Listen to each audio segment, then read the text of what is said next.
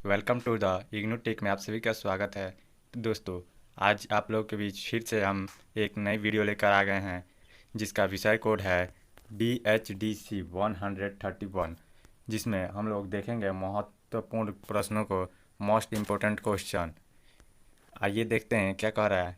Video start करने से पहले आप सबसे एक छोटी सी रिक्वेस्ट है। आप यदि हमारे चैनल पर नए हैं तो हमारे चैनल को सब्सक्राइब कर लीजिए तथा साथ ही PDF प्रोग्राम के लिए टेलीग्राम चैनल को ज्वाइन कर लीजिए। आगे देखते हैं प्रश्न क्या कह रहा है। प्रश्न है, कृष्ण भक्ति काव्य धारा के प्रमुख विशेषताओं का वर्णन करो। इसमें उत्तर में हमें कैसे लिखना है, उत्तर में लिखना है हेडिंग डाल के, कृष्ण भक्ति काव्य धारा के प्रमुख विशेषताएं निम्नलिखित है जो इस प्रकार से है। फिर आगे नेक्स्ट पॉइंट करके लिखना है कृष्ण लीलाओं का वर्णन। इसमें हमें लिखना है कृष्ण भक्ति काव्य धारा की सबसे प्रमुख विशेषता यह है कि इस काल में जितने भी कवि हुए उन सभी कवियों ने कृष्ण लीलाओं का गान किया है।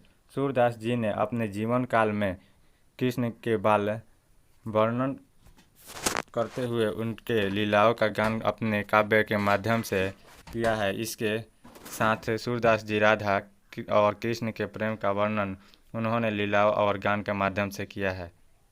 नेक्स्ट टॉपिक डाल के लिखना है बाल लीलाओं का अद्भुत वर्णन।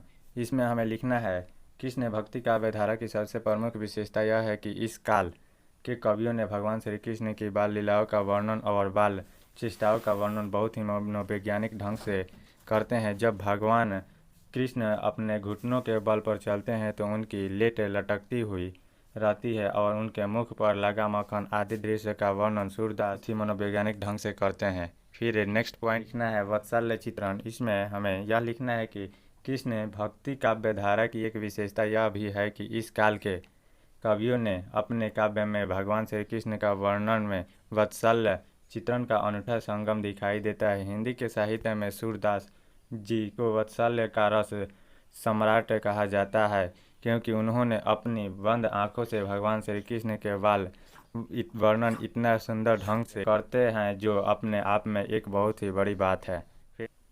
नेक्स्ट हमें टॉपिक डाल कर लिखना है भक्ति भावना की प्रधानता। इसमें हमें यह लिखना है कि कृष्ण भक्ति काव्य धारा की विशेषता यह है कि कृष्ण भक्ति काव्य धारा की भक्ति की भावना को प्रमुख स्थान देता है। सूरदास जी भगवान श्री कृष्ण को बहुत ही बड़े भक्त थे। उन्होंने अपने जीवन में भगवान श्री कृष्ण को आराध्य मानकर श्री कृष्ण लीलाओं का गान किया। सूरदास की रचनाओं में भक्ति भावना दिखाई देता है।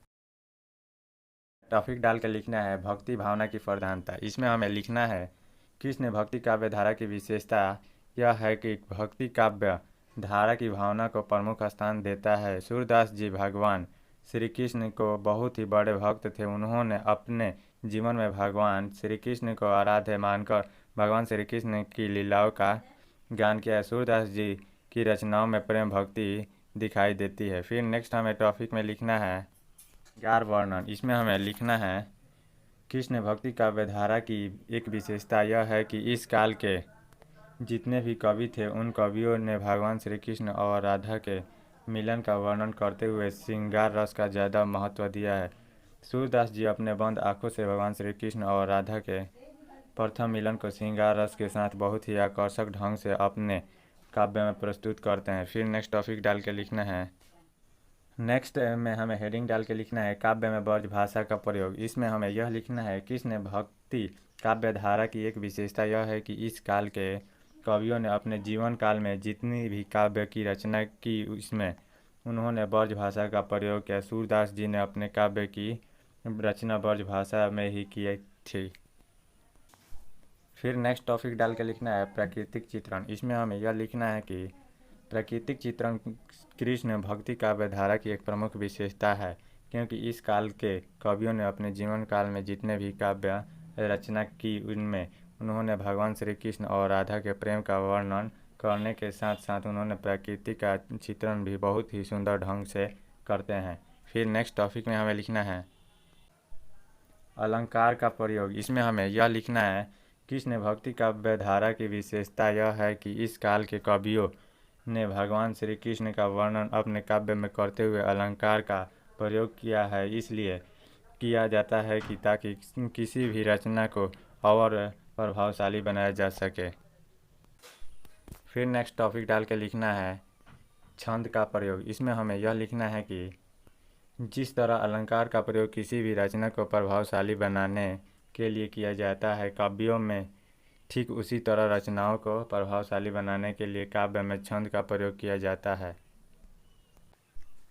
जितने भी कृष्ण भक्ति काव्य धारा के कवि थे, उन सभी कवियों ने अपनी रचनाओं में छंद का प्रयोग किया, चाहे वह सूरदास जी हो चाहे रस खान हो।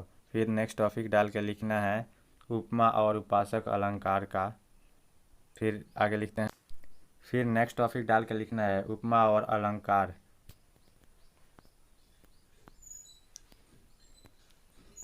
फिर नेक्स्ट टॉपिक डाल के लिखते हैं उपमा और रूपक का अलंकार। इसमें हमें यह लिखना है कृष्ण भक्ति काव्य धारा की विशेषता यह है कि इस काल के कवियों ने अपनी रचनाएं करते समय क्यों मैं उपमा और रूपक अलंकार का प्रयोग किया है, ताकि रचना को भी प्रभावशाली बनाया जा सके। फिर आगे देखते हैं, पैराग्राफ चेंज करके लिखना है। फिर अगले पैराग्राफ में लिखना है कृष्ण भक्ति काव्य धारा के कवि सूरदास, मीराबाई, रस खान आदि है। सो दोस्तों, ये आई होप यह वीडियो आप लोग के लिए हेल्पफुल रहा होगा। तो please join my Telegram channel PDF program के लिए द इग्नू टेक।